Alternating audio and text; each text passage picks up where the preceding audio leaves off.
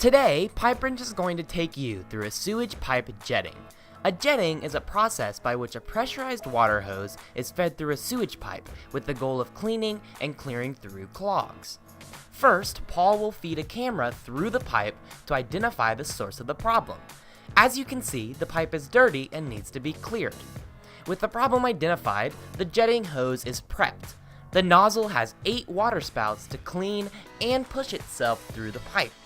Paul inserts the hose and Damien fires it up.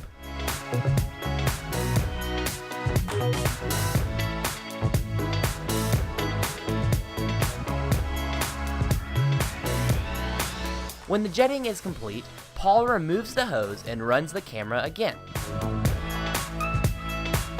As seen on the screen, the pipe is now looking as good as new. Call PipeWrench today if you suspect your sewage systems need cleaning.